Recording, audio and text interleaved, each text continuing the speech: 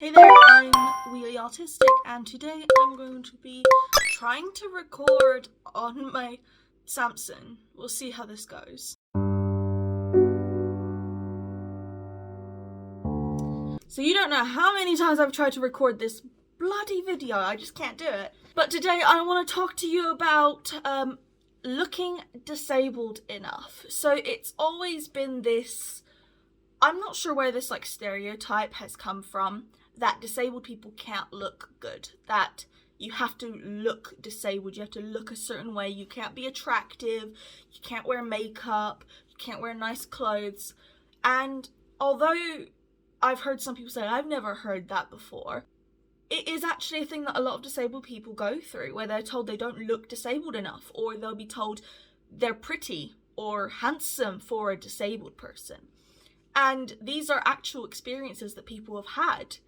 Now, in regards to not looking disabled enough, I've had a very twisty, whirly, motion of this journey of looking disabled, because obviously I use mobility aids full time. So I either use my power wheelchair or I use my walking sticks. And basically, to a degree, I look disabled because I have those aids, although not everybody uses mobility aids, obviously. And also I have an assistance dog who's right over there, who I'm always with. So there is a level of looking disabled that I always kind of fit the bargain of. However, when you don't see me using my mobility aids, so for example, when I'm in my car, this is where things get a bit funny, and I have some quote-unquote funny stories regarding that. For example, I had pulled up in a disabled bay, and I have had elderly people particularly give me the dirtiest looks I have ever had in my entire life. It looked like they wanted to dig daggers into my eyes, if that makes sense. Literally, they were giving me such dirty looks. And obviously I have multiple disabilities, some of which affect my mobility and my physicalness, and some that affect more me internally. So sensory issues, processing, that sort of thing. There's a variety of different things, but I'm not going to go into it. So I have a variety of disabilities, and you can't always see that.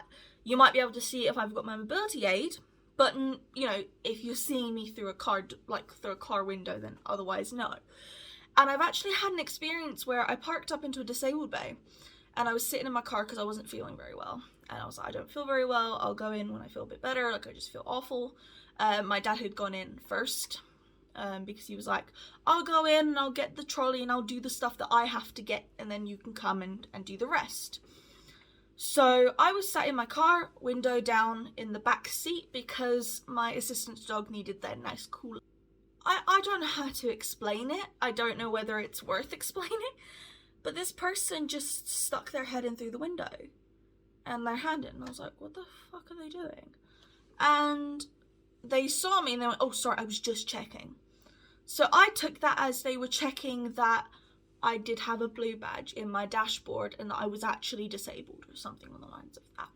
However, I have been told by other people that potentially they wanted to steal something, and they just saw me and they realized, oh fuck, I better say something to get them off my trail.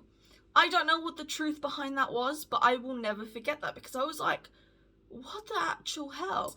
That's quite scary. And also, if I wasn't feeling well, or if I was asleep, if I was fatigued and I was out of it, then what would I have done in that situation? Obviously I wasn't, because I was the one driving. But if I was in the passenger seat and I was sat down, what would have happened? Well, that, that's always stuck to me, because I don't technically look like the stereotypical disabled person. I'm young, I wear makeup, I wear nice dresses, I have dyed hair, which I've been told can be perceived as you're not disabled if you can get your hair dyed, even though my dad does it for me. I can't do it by myself. And also, people forget about dry shampoo. They actually forget that dry shampoo exists. But the other thing is that when I used to when I used to not use my mobility aids prior to me being not as bad. I mean, technically I don't have memory of how I was, but I like I say, I must have not been that bad because I didn't have mobility aids, but I don't think that's the case. I think it was just that it was really, really difficult to kind of tell my family that I needed to use a mobility aid, and it was quite difficult to get that, to even just get the courage to use one in public, honestly. Because even though for me it's a little bit of a social thing where I don't feel embarrassment for using a mobility aid, but I feel that the people I'm with are embarrassed by me using the mobility aid, and that makes me feel uncomfortable. Obviously, I always had Alfie, but I was never really on my own per se. Now, this story I will never forget. I went to TK Maxx, and I think at the time I drove there by myself, and I was meant to be meeting my dad. So my dad was like, "Oh, I'll be a little bit while longer because I've got to do something. So, you know, go to TK Maxx, take a look around, sit down if you need to, whatever." So I go to TK Maxx, and I feel very, very ill, almost quite quickly. And at the time I didn't have a mobility aid, I didn't have a wheelchair, I didn't have anything like that. So, or a mobility scooter or anything like that. So I felt horrendous, and I was like, I need to sit down. So I asked the security guard, "Excuse me, do you have a chair I can sit on?" Now, here is where the fun part starts. He just shrugs his shoulders. I don't know. I was like, okay, thank you. And I didn't have the courage to ask anyone else because I wasn't feeling well. I was like, I could barely keep like my body upright. So I was like, okay, I'll sit in a little corner on the floor on my assistant's dog's mat. So he had a little mat. And I managed to get down to the ground, and I was like, okay, I'll just sit here for a bit. Started feeling a little better, and then I realized I couldn't get up. I could not stand up. And I think that was the moment that it hit me that, like, oh my god, I'm really not okay. And obviously, because I don't look disabled, no one came to help me. Obviously, I could have asked, but I was too shy. I didn't feel great. I was like, I didn't want to bother anyone. Now I'm a little bit better. I'm like, oh, excuse me, could you get me that, or could you help me? But obviously, I wasn't going to ask somebody if they could help me stand up, because that's quite personal. That's a lot of touching. So I just sat there with my assistant's dog by my side, and I called my dad. I was like, hey, Dad, are you nearly here? And he was like, oh, nearly, I'm almost there. And I'm like, okay, thank you. He's like, why? He's like, no reason. And then when he got there, he was like, Edith, why are you on the ground? I was like, I can't get back up again. And he was like, what? And I was like, yeah, I can't get back up. And he managed to help me up, but I think that's when we both realized how bad it was.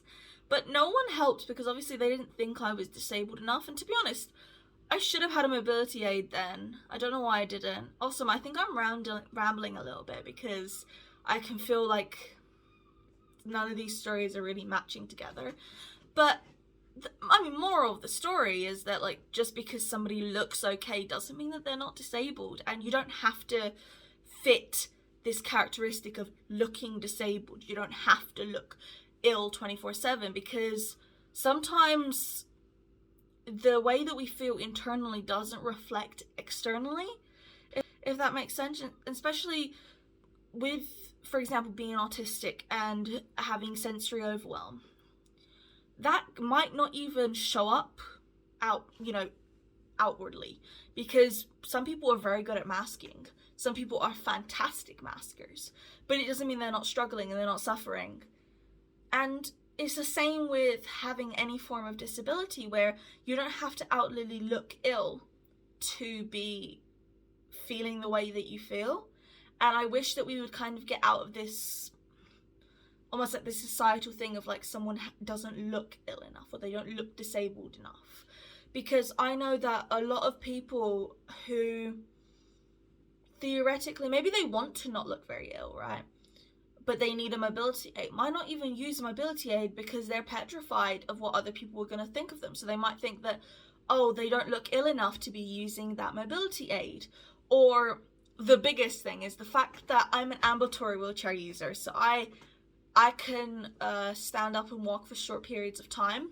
Periods of time, very short. distances under very specific circumstances. And that's what ambulatory wheelchairs users are. But because of that, if I ever stand up, or if my dad gets my power chair from the back of the boot and I stand up to go sit in it, I get the dirtiest looks. Oh my god, it's almost as if they're yelling, oh my god, fake. Literally as if they're yelling that through their eyes.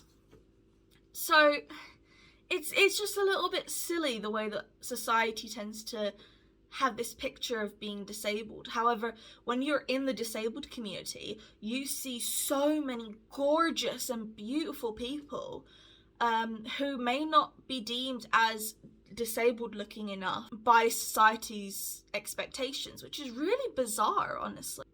Well, anyway, thank you very much for listening to me ramble and rant. I have no idea how much of this is going to go in the video, but I really did enjoy it, and I enjoyed talking to you guys. And tell me if the quality of this is okay, if you've got any experiences of not looking disabled enough. So thank you very much, and I look forward to talking to you soon. Bye-bye.